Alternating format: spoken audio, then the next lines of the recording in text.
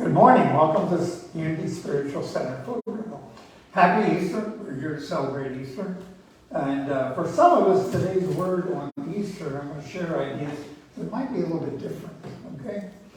I was listening to Valerie's meditation, and I was thinking the Bible has promises all the way through of paradise, and everything's going to be okay, and don't worry, and all those things.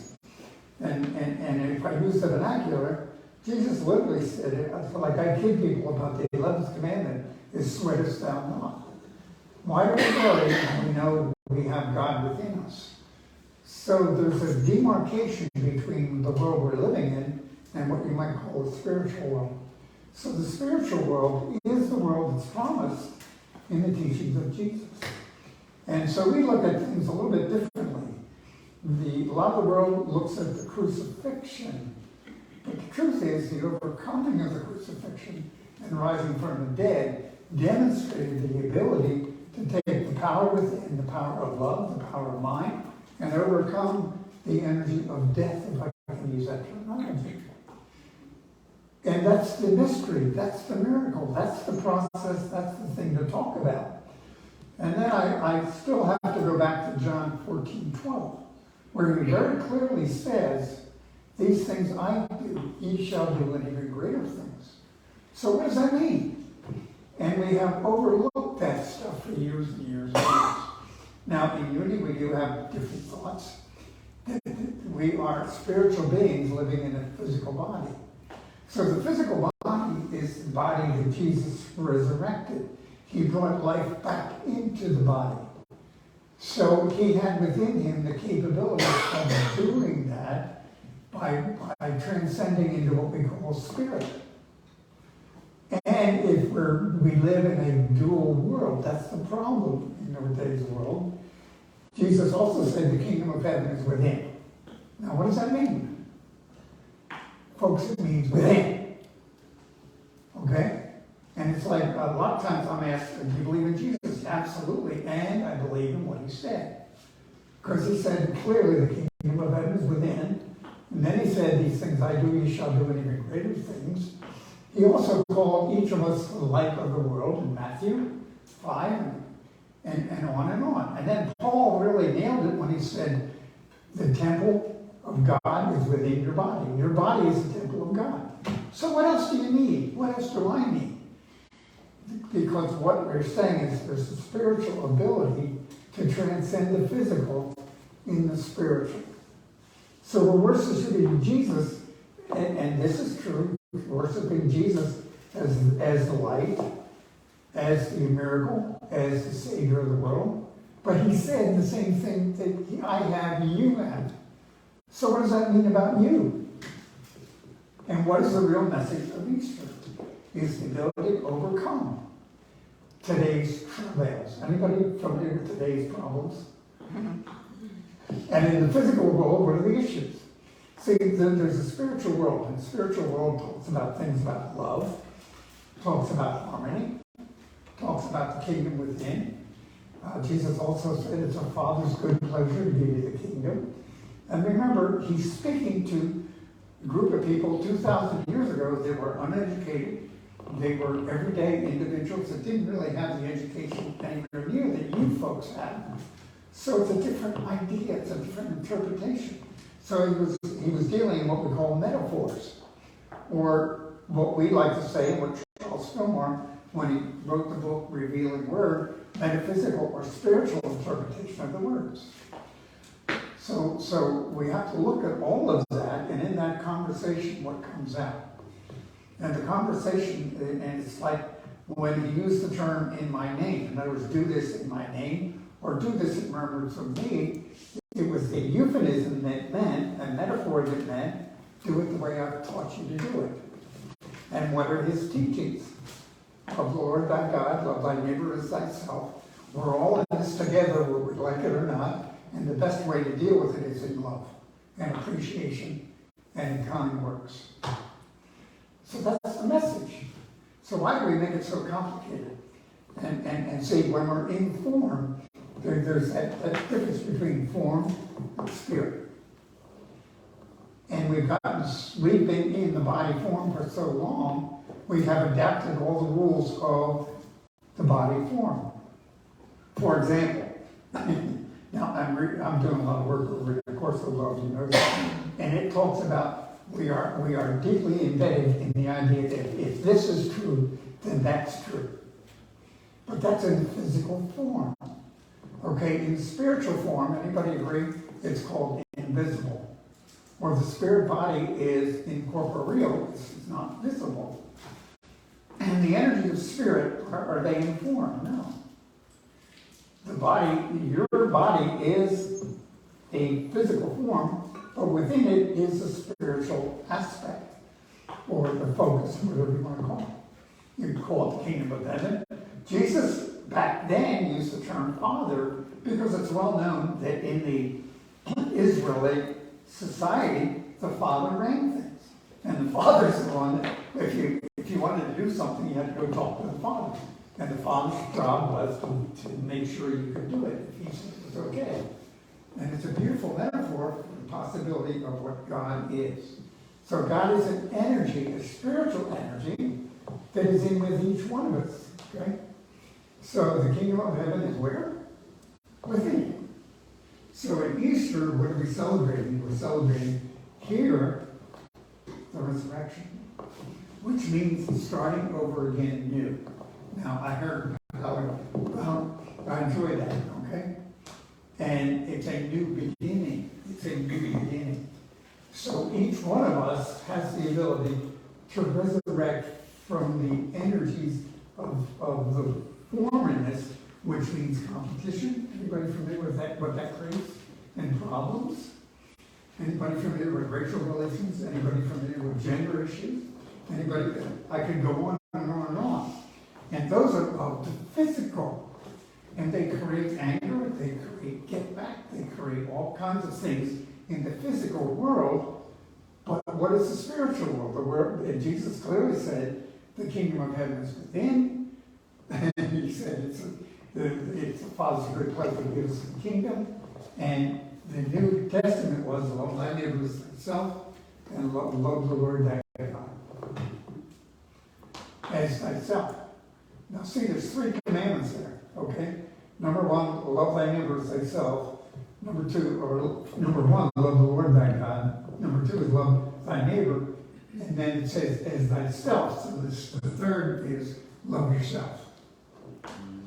You got it? So everybody reach back and pat yourself on the back and say good job. I also want you to give an idea. One of Jesus' favorite affirmations is difficult for some of us to accept.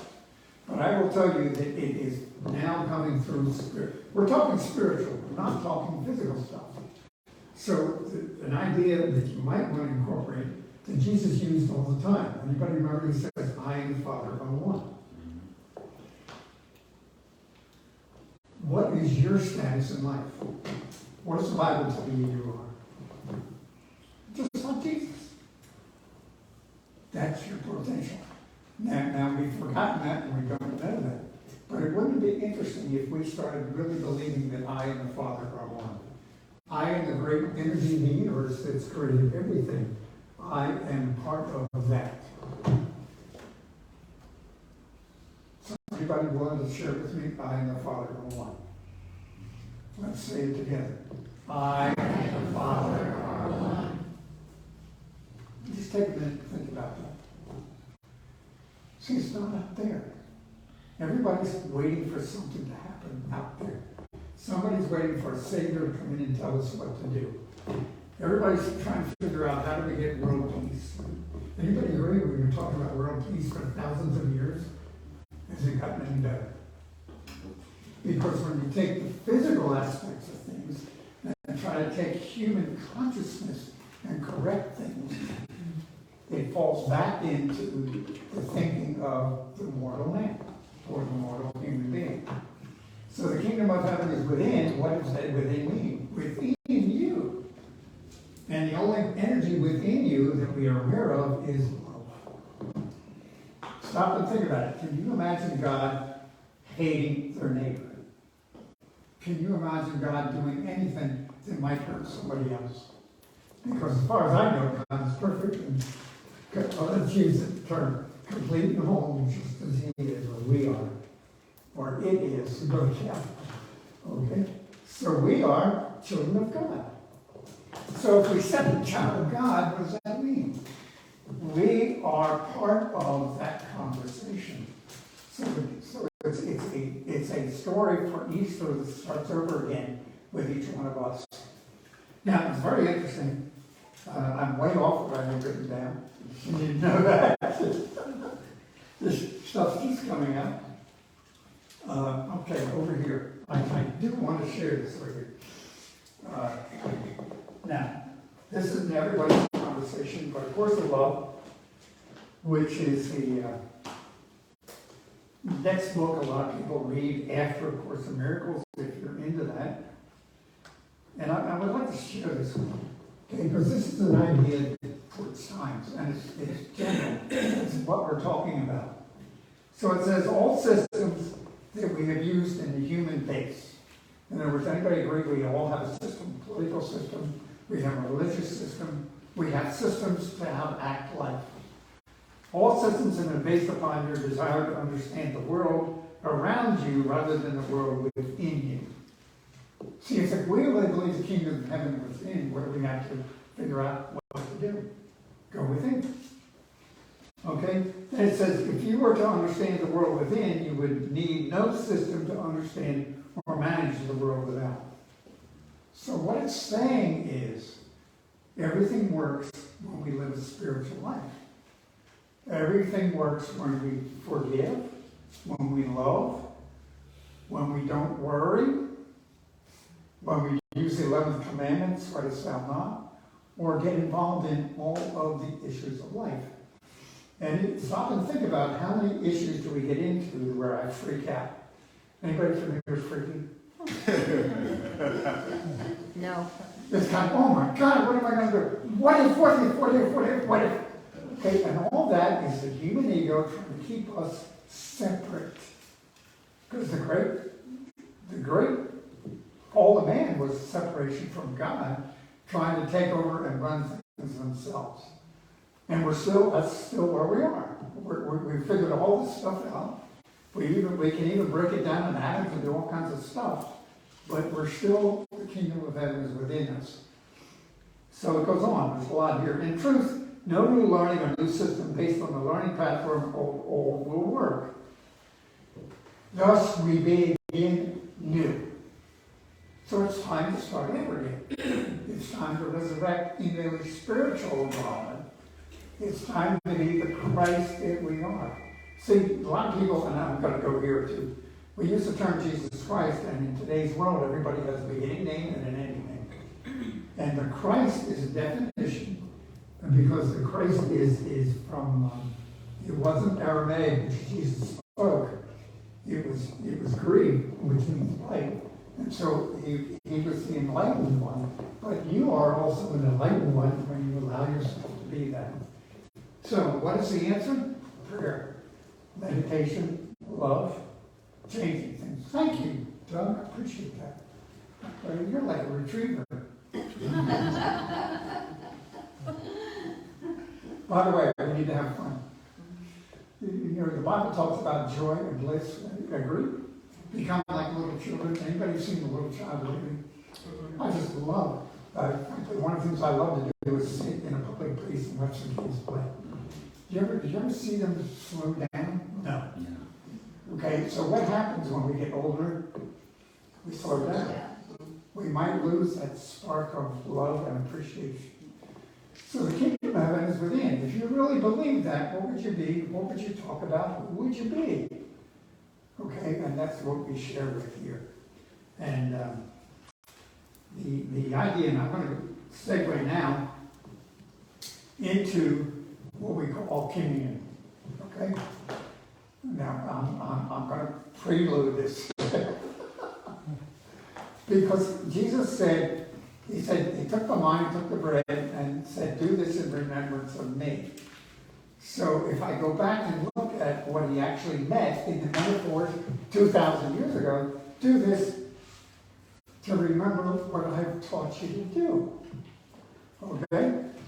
So in the healing word, the blood was a symbol of eternal life, or the spirit within you that is you, that generates everything you are, that takes care of everything you do.